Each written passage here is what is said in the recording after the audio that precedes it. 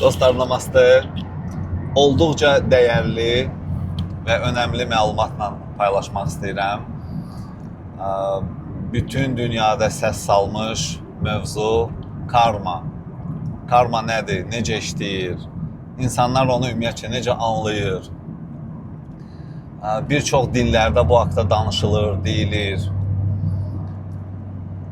Karma insanın hərəkəti deməkdir. Действие. İnsan nə edirsə, onu çəkir bir titrəşim olaraq. İlk öncədən mən istəyirəm ki, siz anlayasınız. Ümumiyyətcə, xəstəlik insan tapmamalıdır. Yəni, əgər sən bu dünyanı düzgün yaşayırsansa, sən xəstələnməməlisən. Dünyaya sağlam gəlib, sağlam da getməlisən. Orada bir çox qanunlar var. Misal üçün, yama niyama.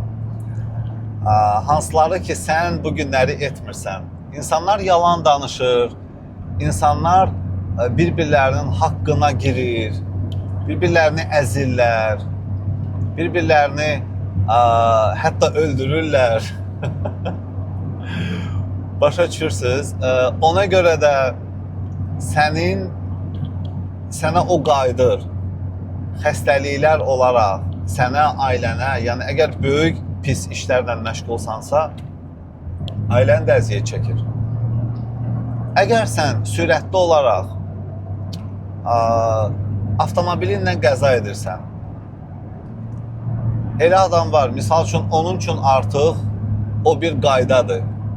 İldə bir 5 dəfə, 10 dəfə, bilmirəm, qəzalar törədir. Bu normal deyil.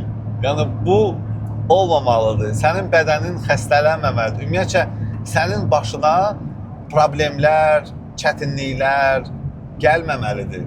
Deməli, sən neysə düz etmirsən ki, bu sənə gəlir. Yəni, bunu anlayın.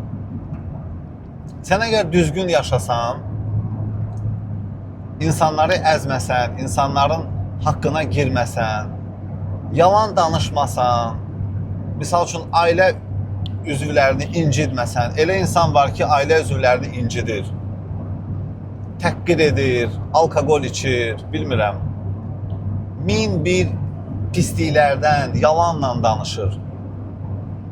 Əlbəttə, sənin həyatından və sənin ailəndən problemlər əski olmayacaq. Xəstələnəcəksən, yəni özünə də zülüm verirsən, ailənə də zülüm verirsən. Biz bunu başa düşməliyik. Başa düşün və edin. Görəcəksiniz ki, həqiqətən də mənim sözlərimdə həqiqət var.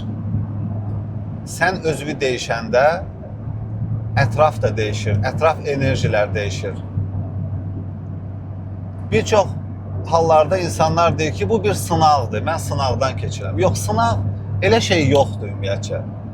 Baxın, Tanrı səni heç vaxtı cəzalandırmaq istəmir. Çünki Tanrı bir sevgidir. Bax, mən bunu tam əminliklə, tam bilərək deyirəm ki, Tanrı sevgidir. Tanrını bizə, Allahı bizə qorxu olaraq təqdim ediblər. Yəni, sən bu günləri bunu et, sabah etməsən, cəzalanarsan, cəhənnəmə düşərsən. Yox. Cənnət də, cəhənnəm də buradadır, indidir. Bir düşünün. Yəni, bir çox dinlər bu haqda danışır.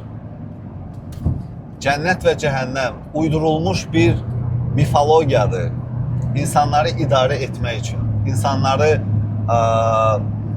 nəzarət etmək üçün. Çünki əks halda insanlar bir-birlərinə girərlər. Ona görə biz anlamalıyıq ki, bir çox insanlar bu günləri həyatlarını elə qurdular. Yəni, nəfslərini saxlaya bilmədilər, qarışıqlıq etdilər və onlar cəhənnəmi yaşayırlar. Bugün, burada, bilmirəm, həbsxanalarda, xəstəxanalarda və s. Onlar titrəşimi pozdular. Baxın, mən dönə-bə-dönə izah edirəm ki, siz anlayasınız. Tanrı ilə olan o bağı korladılar. pozdular və onlar xəstəliyi tapdılar, onlar bəlalar tapdılar. Onlar cənnətdə yaşamağa başladılar. Amma yenə də anlamırlar. Yəni bunu biz bilməliyik. Yəni xırda şeylərdən başlayır və böyük şeylərə qədər davam edir. Bu günləri seçim sənindir. Hansı həyatı yaşayasan? Amma onu yenə də təkrar edirəm, bil. Yəni sənin bədənin xəstələnməməlidir. Adi səndə bir dənə zob varsa, Hashimoto varsa, onun da səbəbi var. Sən neysə düzgün etməmisən. O səndə yaranıb. Hər bir hansısa bir, bilmirəm, fərqi yoxdur. Bu günləri insanlar, baxın, onlarda xəstəliklər o qədər çoxdur. Çünki sırf olaraq maddi dünyanı yaşayırlar. Bədənlərini düşünmürlər.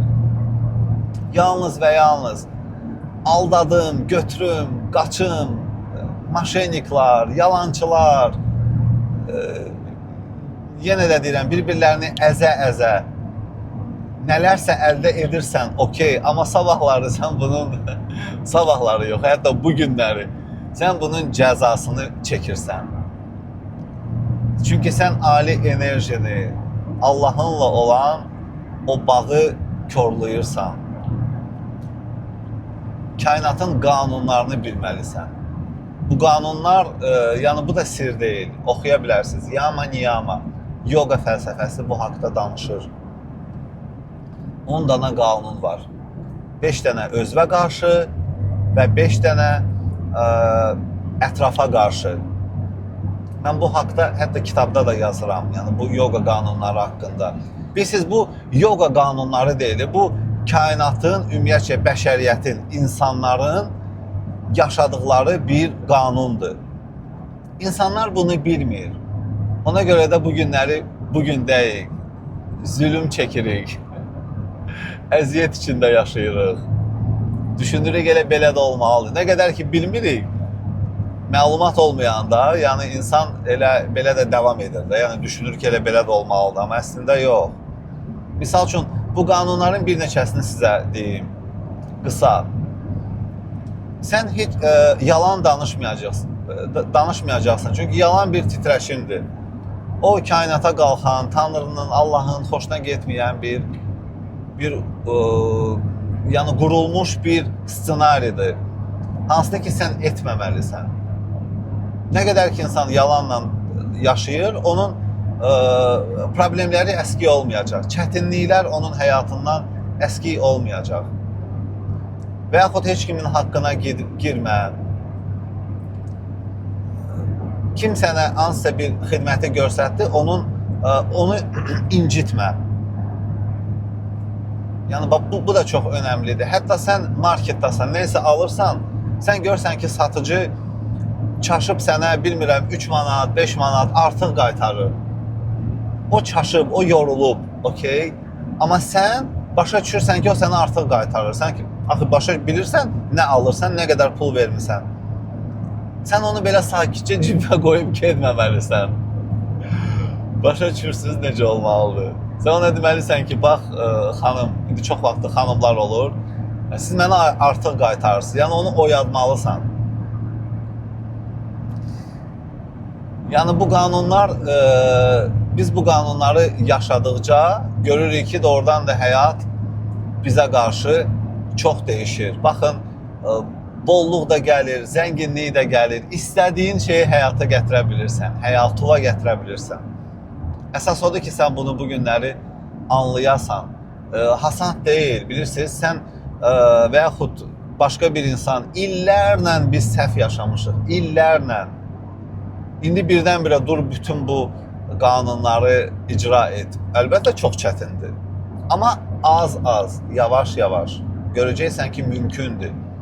Bu günləri bir şeyi götürürsən, hansısa bir pis vərdişi həyatından çıxardırsan, sabahları başqa bir pis vərdişi həyatından çıxardırsan.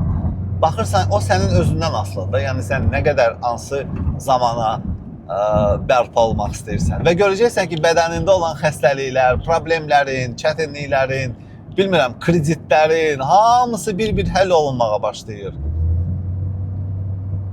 Çünki Tanrınla o bağı o enerjini bərpa etməyə başladın. Bu qədər dostlar. Gününüz gözəl keçsin. İnanıram ki, faydalı oldu bu məlumat. Edin və görəcəksiniz ki, burada həqiqətən bir böyük məna var. Namaste.